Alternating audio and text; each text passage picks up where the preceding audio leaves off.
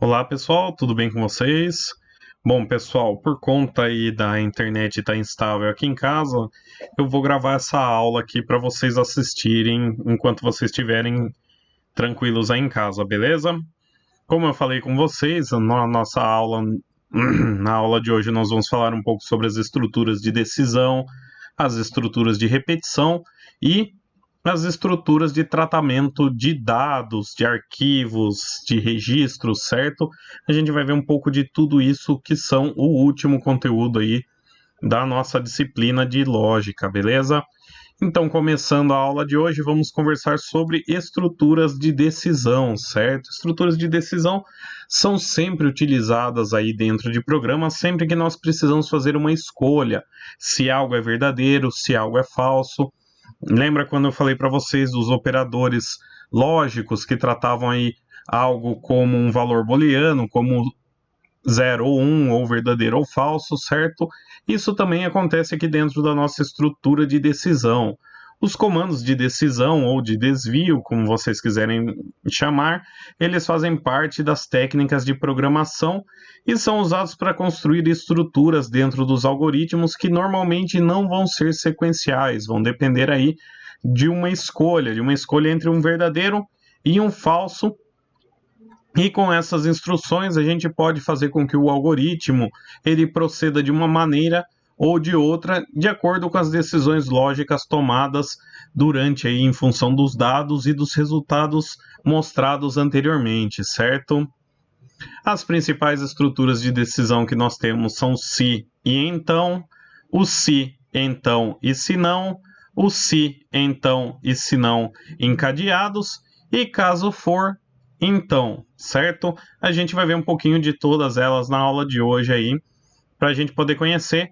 Então, a primeira que a gente vai ver é o se e então, ou if ou else, para quem está acostumado aí com a programação em C. Como que a gente coloca ele dentro de um algoritmo, certo? Então, se uma condição lógica for estabelecida e seja verdadeira, então vai ser realizada uma ação, certo? E finalizamos o nosso C com o fim C, certo? Então, se a nossa operação lógica resultar em algo verdadeiro, então executamos as ações a ele destinados. Se não, a gente simplesmente ignora essa ação e segue para a próxima instrução dentro do nosso algoritmo. E por que a gente usa o se e então? Ele é utilizado para decidir se um conjunto de ações opcionais devem ser executadas ou não dentro de um programa, dependendo do valor de algum dado ou de algum resultado já recebido pelo nosso algoritmo, certo? Entre um exemplo aí de aplicação, nós podemos criar aí um pseudocódigo que o usuário digite um valor qualquer, leia um valor numérico qualquer e mostre, se esse valor for negativo, uma mensagem dizendo que o valor digitado é negativo. Então, o nosso algoritmo, como nós já estamos acostumados, ele terá um nome, no caso, o nome número negativo. Nós definiremos a nossa variável aqui é n, e é uma variável do tipo inteira, certo? Então, ela vai ser um número que não vai poder ter vírgula, beleza? E a gente inicia o nosso algoritmo sempre com início. Então, damos o início, pedimos para ele ler o valor de n que vai ser digitado pelo usuário, e se o valor de n for menor do que zero, então ele escreve a mensagem o valor digitado é negativo. Se for maior do que zero, então ele parte já para o fim do programa sem escrever o valor digitado é negativo, certo? E agora o que acontece se nós temos aí então um falso aqui, o valor de falso aqui. No nosso primeiro exemplo nós tivemos o se e então. E o se, então ou se não, certo? Então aqui no nosso exemplo, por exemplo, vamos pedir que o usuário digite a idade dele. Então, se a idade for maior ou igual a 18, então ele é adulto. Se não, ele não é adulto, certo? Se for falso, se não for maior ou igual a 18, ele não é adulto, que é o caso do nosso se, não e então, ou if, else e then, certo? Então, dentro do nosso algoritmo, a gente vai ter se a nossa operação lógica for verdadeira, então executa a primeira ação. Se a nossa operação lógica for falsa, ela vai executar a segunda ação e finaliza o nosso se, certo? O que isso significa, então? Se a nossa operação lógica resultar num valor verdadeiro, ele vai executar a primeira ação. Se não, ele vai ignorar a primeira ação, a primeira coisa que nós colocamos ali, e executar a nossa segunda ação.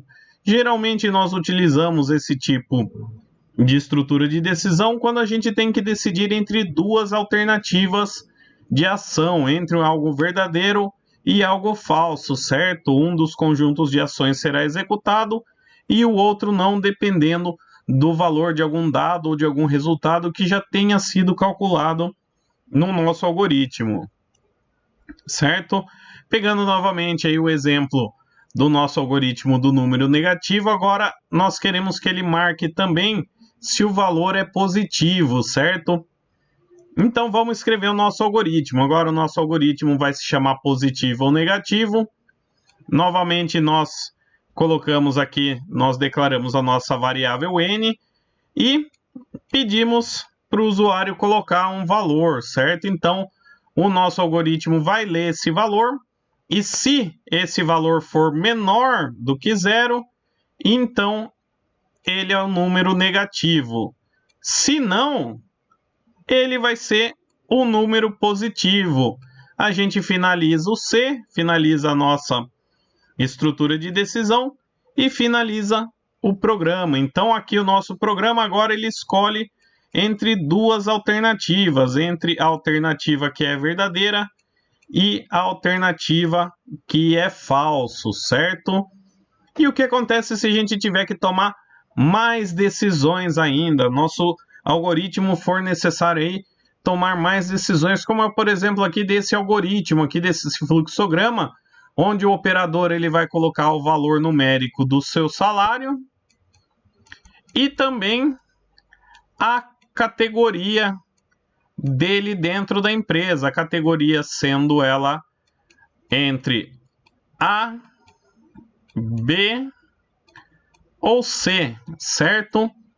Então, a gente vai utilizar a estrutura de decisão para que a gente possa fazer o cálculo do aumento de salário desse operador, certo? Então, a primeira coisa que a gente vai decidir é se a categoria, o valor da variável categoria que o operador colocou ali, é igual a A. Se for igual a A, então a gente vai mover aqui para a primeira coluna, certo? A primeira coluna vai ser acionada e as próximas colunas aqui do nosso algoritmo vão ser deixadas de lado. Se a nossa categoria não for igual a A, se não, então ele vai para a próxima condição, ele vai para o segundo operador lógico. Ele vai perguntar se a categoria é igual a B. Se for igual a B, então ele vai fazer o que está descrito aqui na nossa segunda coluna dentro do nosso fluxograma, beleza? E se não, então aqui, se não, ele vai ser categoria C por eliminação, porque se ele não é categoria A, nem categoria B, ele vai ser categoria C. Então, vai acontecer aqui tudo que está descrito na terceira coluna dentro do nosso fluxograma, certo? Esse daqui é a função do nosso se, então e se não encadeados. Então, nós temos aqui se uma operação lógica for verdadeira, então ele acontece a primeira ordem. Se não for verdadeira, se não, ele vai passar por mais uma operação lógica para decidir se agora ela é verdadeira ou se é falsa, certo? Se então ou se não novamente. E podemos ter isso aí mais vezes aí, desencadeado quantas vezes for necessário, até que a gente chegue aí na ação verdadeira, certo? Novamente pegando aí um exemplo de aplicação, agora o nosso algoritmo para ver se o número é positivo ou negativo, ele consegue também identificar se o número é igual a zero, certo?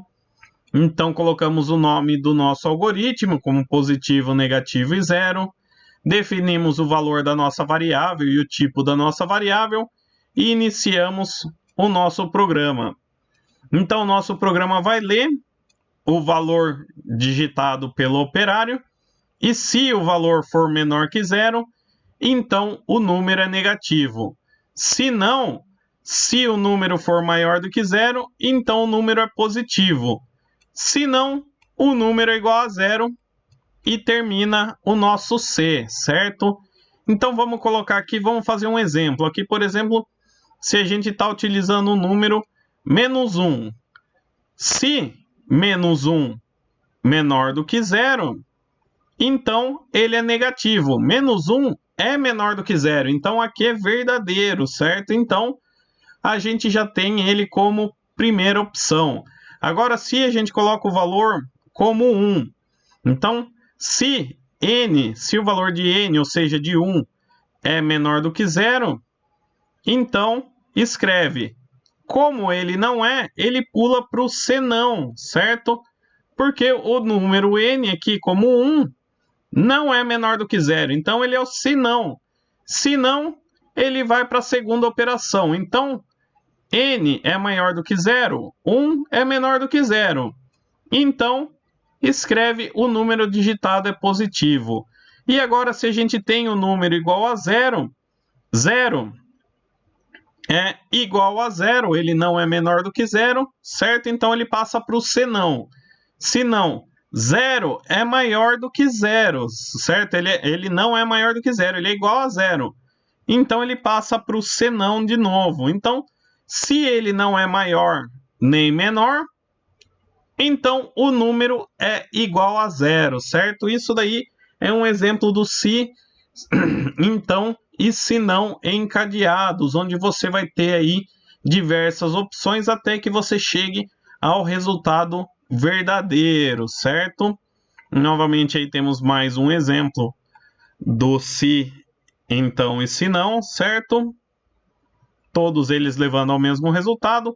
E agora temos também o caso for e então. Dentro do caso for, a gente vai ter que fazer aí um pouco, vai ser algo mais diferente. Nós teremos agora opções, certo? Então, a nossa estrutura de decisão, ela vai continuar dependendo de um valor, mas esse valor vai ser escolhido pelo operador, certo? Então, por exemplo, quando nós temos aí, quando a gente vai fazer, já pegando o caso aí da minha internet, quando eu tento ligar lá na net, o que acontece? Ele fala, se a sua opção for falar com um representante, pressione 1. Se for falar com a reclamação, pressione 2. Então, dependendo do valor da nossa escolha, ele vai executar uma ação, certo? Então, nós teremos diversas opções para escolha e cada uma dessas opções vai executar uma ação e não vai executar as outras, certo? Então, por exemplo, aqui, vamos fazer agora, mudar um pouco o exemplo do nosso algoritmo agora, para a gente fazer um algoritmo que informa de que estado é um determinado time de futebol. Então, nós criamos o algoritmo time, a nossa variável é chamada time, o nosso tipo de variável é um caractere agora, e começamos o nosso programa. Então, a primeira coisa que a gente pede é para escrever na tela aí, entre o nome de um time de futebol, e o usuário coloca um valor para a variável time, certo? Então, caso o time escolhido seja Flamengo, ele vai mostrar o texto, esse time é carioca. Caso o time seja Corinthians, ele vai escrever que esse é um time paulista. E caso contrário, caso ele escreva qualquer outro time, ele vai falar que é um time de outro estado. Você finaliza a escolha e finaliza o programa também. Esse é o exemplo do caso se, certo? Aqui nós temos também, como vocês podem ver aqui, dependendo aqui do número de opções, o nosso fluxograma fica maior. E cada uma das opções que a gente escolha, ela vai levar um caminho até o final, certo? Sem passar pelas outras opções aqui dentro do nosso fluxograma. Beleza? Depois nós temos a estrutura de repetição, certo? A estrutura de repetição também é muito comum entre os algoritmos e ocorre sempre que a gente tenha necessidade de executar um determinado comando ou diversos comandos por mais de uma vez dentro de um programa, certo?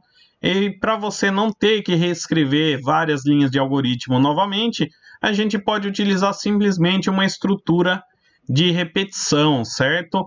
E as principais estruturas de repetição são enquanto, repita até e para e faça, certo?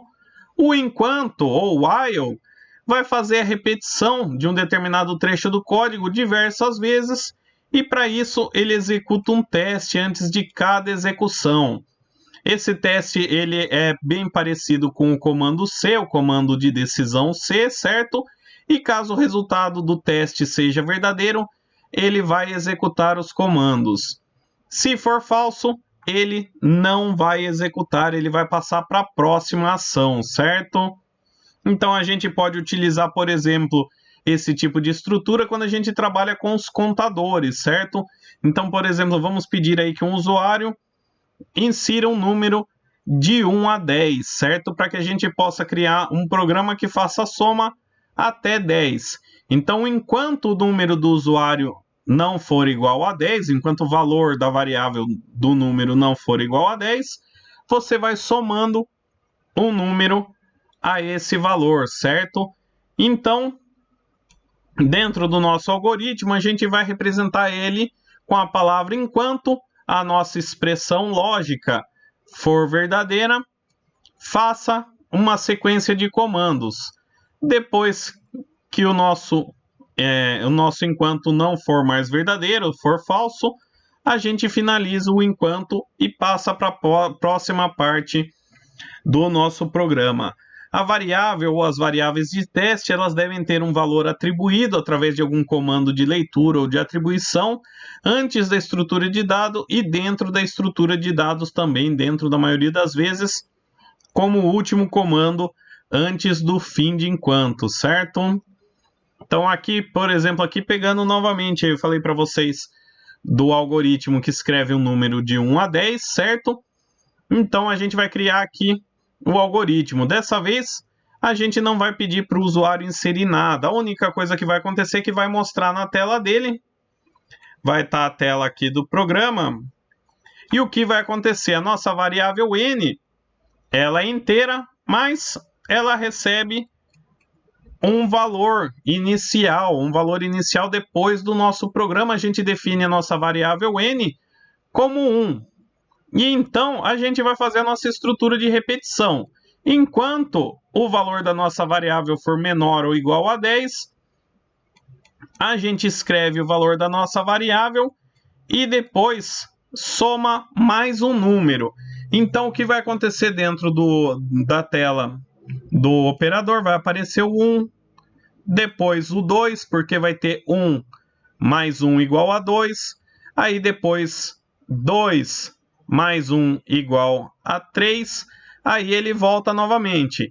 Aqui, o valor de 3 continua sendo menor do que 10. Então, 3 mais 1, 4, 5, 6, 7, 8, 9 e 10. Opa, cheguei no 10. Então, o que acontece? A nossa variável n tomou o valor de 10 aqui. Então, agora 10 é igual a 10, ou seja, o nosso valor de n chegou igual a 10. Então, nós não fazemos mais nada daqui, a gente passa já para o fim de enquanto e para o fim do nosso programa, certo? Então a gente sempre tem que estipular o quanto a gente vai repetir o nosso comando, certo? A gente tem que definir um final, porque senão ele vai ficar rodando para sempre. E esse daí é um dos cuidados aqui, sempre que a gente estiver usando a estrutura enquanto. Se a variável a ser testada não tiver recebido um valor, o resultado do teste de enquanto será sempre verdadeiro, o que resultaria num laço infinito ou num looping infinito de informações, e a gente tem que tomar muito cuidado com isso sempre que estivermos utilizando uma estrutura de repetição. Beleza? A nossa próxima repetição é até que, ou do until, certo? Essa estrutura ela permite que um trecho de código ou uma ação seja repetido até que uma determinada condição seja verdadeira. A diferença dele entre o enquanto é que agora o teste é realizado no final, não no início do nosso comando. Significa que ele vai executar o trecho do programa pelo menos uma vez, certo? Nesse caso, o nosso bloco de operações vai ser executado até que a condição seja satisfeita, ou seja, somente vai executar os comandos enquanto a condição for falsa, certo? Então aqui nós temos o nosso exemplo aqui do repita, vai fazer uma sequência de algoritmos, certo? Até que ele chegue a uma situação verdadeira, certo? Enquanto a nossa sequência de comandos for falsa, ele vai executar o nosso comando até que ele chegue à verdadeira ou à expressão lógica verdadeira que nós queremos, certo? Então, novamente, agora pegando aí o algoritmo que vai escrever o número de 1 a 10, agora utilizando aí a estrutura do até, certo? Então, a gente define n como a nossa variável e define um valor novamente. Agora, a nossa variável aqui, n, vai começar com um valor de 0. Então, ele vai pedir para repetir o valor de 0 com o valor de n como n mais 1 até que n alcance o valor de 10. Então, ele vai 0, n mais 1 aqui, 0 mais 1 vai dar 1. 1 ainda não chegou no 10, vai 2, vai 3, vai 4, vai 5, até que chegue no 10. Ele chegando no 10, ele vai chegar no 10 aqui em cima, aqui. Ele vai falar, opa, cheguei no 10, então minha condição agora é verdadeira. Então, eu paro o meu programa por aqui, eu paro minha estrutura de repetição, certo? E depois nós temos o para e faça, ou do while, certo? O faça enquanto, por exemplo. Essa estrutura ela pode ser utilizada quando nós conhecemos durante o desenvolvimento do algoritmo quantas vezes é necessária fazer a repetição do código, quantas vezes nós necessitamos que aquela operação ou conjunto de operações seja repetida até que a gente chegue em algo verdadeiro. Nesse caso, primeiro é executado o comando e somente depois é realizado o teste da condição. E se a condição for verdadeira, os comandos são executados novamente e no caso de falso é encerrado o comando aí para gente fazer, certo? Então, dentro do nosso algoritmo, a gente vai escrever que para a variável de valor inicial até um valor limite, um valor final, a gente vai ter um incremento nela, a gente vai aumentar ela e fazer a sequência de comando até terminar, certo? A variável vai ser uma variável que vai contar o número de repetições dentro do looping. O valor inicial vai ser aí o valor que vai retornar aí, que vai ser expressa no início do looping. O valor limite vai ser o último valor aceito dessa variável. E o incremento vai ser o quanto essa variável tem que ser repetida até que chegue ao seu limite, certo? Ou também nós podemos fazer o decrescimento, ela pode diminuir também, beleza? Então vamos fazer aqui novamente o exemplo para a gente escrever os números de 1 a 10, certo? Então agora a gente tem que, para a variável i de valor inicial 1 até 10, escrever o valor de i. Então o que acontece? Ele vai sempre incrementar um valor de i. Então ele vai escrever 1. Aí vai somar aqui porque é de 1 até 10. Então 2, 3, 4, 5, até 10. Chegou no 10, chegou no último valor, ele para. Ele trava aqui e finaliza o nosso programa, certo? Assim a gente tem a finalização do nosso da nossa repetição. Também a gente pode fazer com que esse valor seja decrescente. Esse valor agora, em vez de nós termos um incremento, nós teremos aí o decrescimento dele. Para isso, a gente utiliza uma variável de comando com a opção de passo, certo? Dessa forma, por exemplo, a gente pode escrever aí, se o algoritmo ele pode escrever o número de 20 a 10 de forma decrescente, que é o caso do nosso exemplo. Então, para o valor de i inicial de 20 até 10, faça o decréscimo de 1 e escreva o valor de i. Então, ele vai começar como 20, aí vai diminuir 1, 19, 18, 17, 16, até chegar no 10. Chegou no 10, ele trava, ele para a nossa repetição e depois finaliza o programa, certo?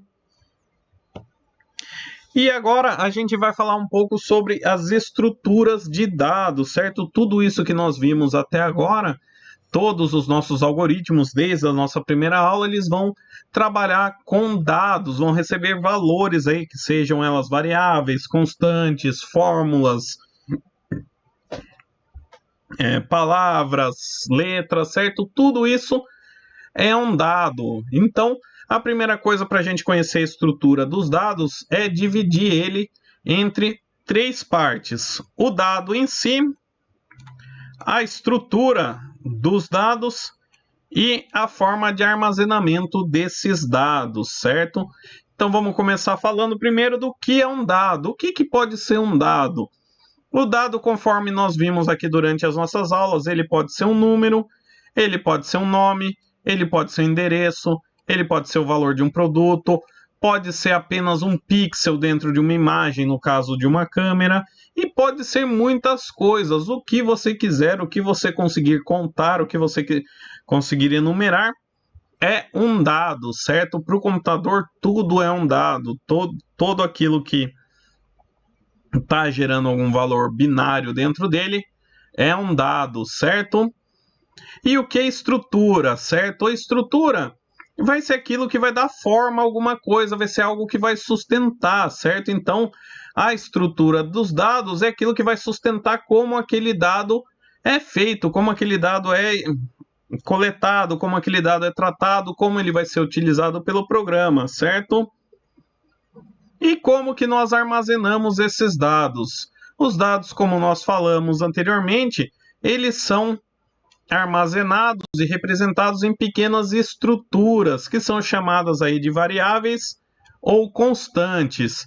E tudo armazenado dentro do computador e permanece dentro da memória, dentro aí da HD, da memória RAM, dentro aí do microcontrolador, certo? De tudo que tem memória dentro de um computador, certo?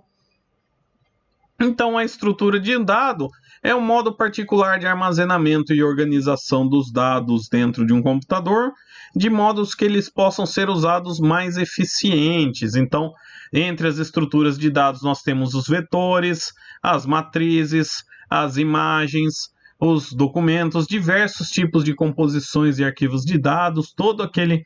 Depois que a gente coloca o nome de um arquivo e ele escreve ponto qualquer coisa, por exemplo, quando a gente cria um arquivo em Word, ele vai criar um arquivo aí com o nome .doc. Quando a gente cria um arquivo aí no no Adobe de visualização, ele é um PDF.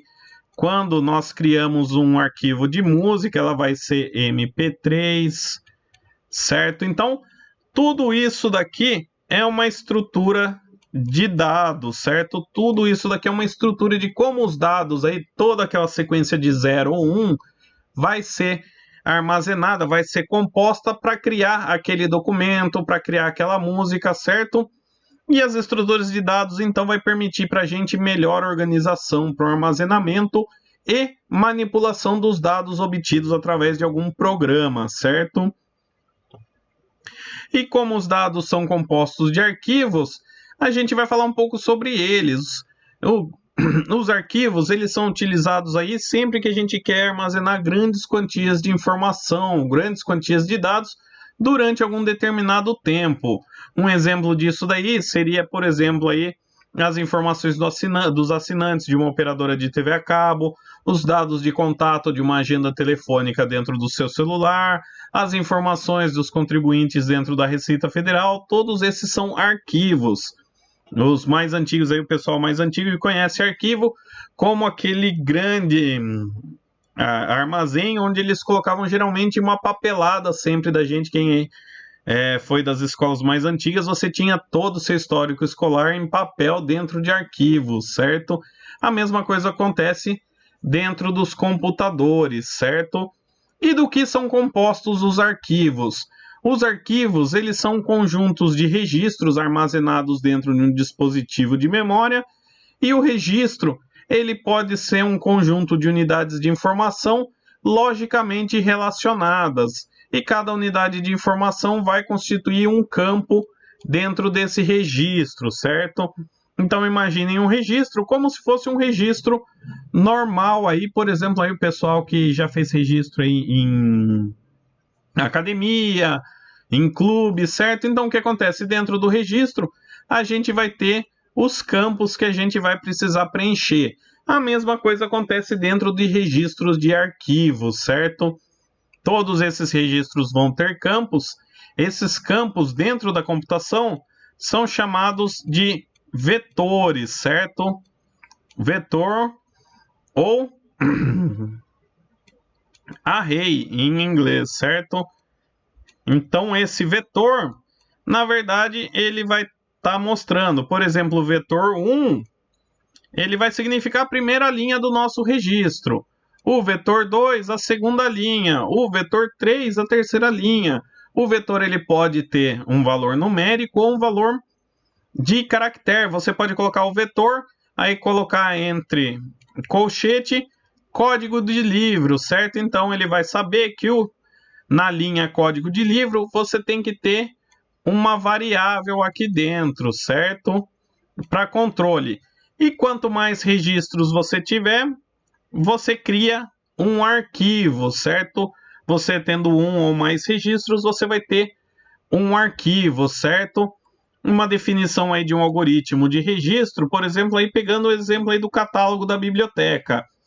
Então a gente vai definir livro como sendo uma variável, essa variável sendo do tipo de registro, uma variável inteira aqui como código e ano, a variável literal sendo título, autor, assunto e editora, e fim de registro. Então, aqui a gente criou um exemplo aqui de como a gente define um registro dentro de um algoritmo, certo?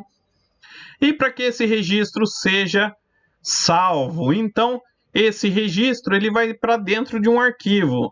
Para que ele seja composto dentro do nosso algoritmo, a gente tem que definir o arquivo como um nome, um tipo aqui do nosso arquivo e declarar as variáveis que são os registros, vão ser os números de registros que nós vamos ter, e todos esses registros vão ser armazenados dentro do arquivo, dentro aí do banco de dados do nosso algoritmo, certo?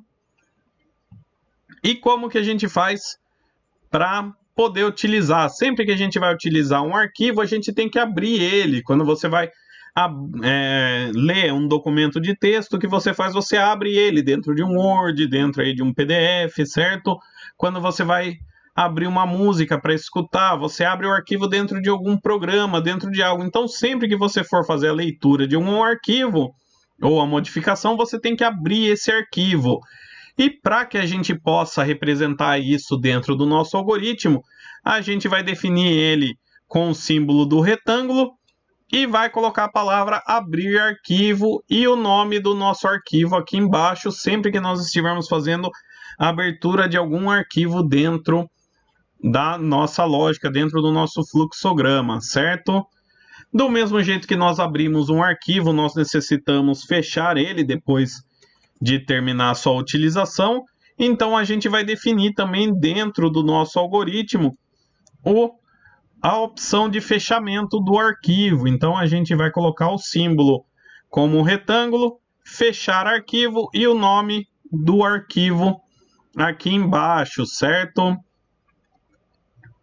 Sempre que nós precisarmos ler um arquivo, nós teremos que fazer aí um losango. Então, o losango vai ser a imagem que a gente vai ser o gráfico que a gente vai utilizar dentro do fluxograma, sempre que nós tivermos que fazer a leitura de algum dado, de algum arquivo que esteja presente aí dentro do nosso programa, certo? Toda vez que a gente abre um arquivo, a gente vai posicionar sobre ele um ponteiro, certo?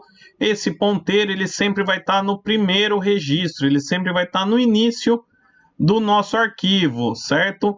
Isso daí possibilita que a gente consiga trabalhar com os dados de forma mais rápida, sempre sabendo onde a gente está começando a nossa leitura, certo? Então a gente sempre vai saber o início do nosso arquivo, certo? Isso daí a gente pode fazer através aí de um teste de ponteiro chamado BOF, ou Bottom of File, que significa o fim do arquivo, que a gente pode definir para ele iniciar no fim do arquivo, ou EOF, que vai ser o End of File, que vai ser... desculpa, BOF, Bottom of File, significa que ele vai estar aqui em cima. Então aqui é o BOF, ele vai mostrar, ele vai colocar o ponteiro sempre no início do nosso programa, e o EOF, ele vai colocar sempre no final do nosso programa, sempre no final do nosso arquivo, no último registro, certo? A gente pode representar isso pelo seguinte fluxograma, então. Então nós temos aqui o início, ele vai abrir o nosso arquivo, precisa aqui do registro 0, ele vai ler o arquivo. Se o nosso ponteiro estiver no final, então ele fecha o arquivo. Se não, ele vai ler o arquivo novamente até descer todos os vetores, até descer todos os registros, até chegar ao último registro, certo? E sempre que a gente vai fazer a modificação, sempre que a gente fizer a modificação, alteração de algum arquivo, a gente tem que gravar eles. E para isso nós também temos o símbolo dentro do nosso fluxograma, onde nós gravamos cada registro, cada modificação feita dentro do arquivo de forma singular. Beleza? A gravação ela consiste aí na transferência de um registro para a memória do computador, para também um periférico, como um CD, um pendrive, qualquer tipo de dispositivo que você esteja conectando ao computador, certo? E por último também nós podemos fazer a emissão de relatórios, que nada mais é do que um registro de todas as informações processadas pelo computador por meio do armazenamento dos dados chamados de formulário.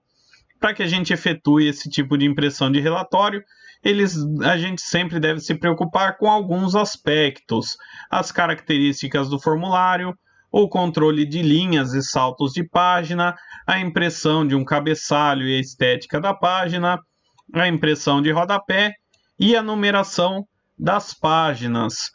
Tudo isso daí para que a gente possa criar um relatório bem preciso, certo? Então, as características dos formulários, a maioria dos formulários vai possuir um padrão, isso é uma quantia de linhas por páginas e caracteres por linhas que vão ser permitidos, um controle de linhas e saltos por páginas, então existe sempre a preocupação na impressão de relatórios aí de não permitir que a impressora imprima fora do papel, então você tem que sempre ter um padrão, uma distância padrão aqui do início e do final da folha, para que você saiba onde que você tem que imprimir ou não. Por isso que a gente faz o controle do número de linhas que vão ser expressas, e a gente sempre tem que colocar um contador de linhas, para nunca deixar esse valor de contador ultrapassar o número desejado, certo? Depois nós temos a impressão do cabeçalho, a estética da página. Dentro da área de cabeçalho, a gente tem que colocar aí uma identificação do assunto para que se refere o conteúdo daquela página. E dentro do cabeçalho, a gente pode indicar aí o conteúdo de cada coluna por informações. E também pode haver aí outras linhas no cabeçalho de acordo com a necessidade aí do seu arquivo. Então, por exemplo, aí o pessoal que está acostumado com planilhas de Excel sabe que o cabeçalho aí, ele pode ter inúmeros dados aí em cima, dependendo do tamanho da sua planilha e da característica aí de itens que você queira descrever dentro da planilha, certo? A linha de detalhes são geradas aí através dos dados lidos dentro do arquivo, e a área de rodapé pode haver aí os valores de totalização aí de determinadas colunas e linhas para identificação da empresa ou de qualquer outra informação também a ser executada, certo? Então aqui a gente tem um fluxograma da criação de um relatório. Então nós abrimos o arquivo de relatório, começamos ele em 0, definimos o total de linha, aí lemos o nosso relatório. Se o nosso relatório tiver no fim, no início, né? No fim, quero dizer, a gente lê o total de linhas, imprime para o usuário quantas linhas deram, fecha o arquivo e finaliza. Se não, a gente coloca aí, faz com que o usuário digite o número de linhas, imprime o cabeçalho, coloca os códigos, coloca todos os arquivos necessários e finaliza aí, volta ao nosso programa para a leitura de arquivo aqui na nossa estrutura de repetição. É que não coube aqui, então eu coloquei aqui essa junção para ele ver aí, se nós chegarmos no total de linhas, ele fechar o arquivo e finalizar o nosso processo, beleza? Então, pessoal, era isso daqui a nossa aula, certo? Desculpa mesmo aí pelo incômodo da internet hoje. Qualquer dúvida que vocês tenham aí sobre o nosso material, por favor, vocês podem entrar em contato comigo e eu vou estar colocando aí mais material para vocês aí, material extra para vocês estudarem. O nosso próximo encontro já é na revisão da prova, beleza? Então, eu espero vocês lá, espero que todos aí tenham gostado aí do nosso curso e muito obrigado a todos aí pela presença, beleza? Até mais, pessoal!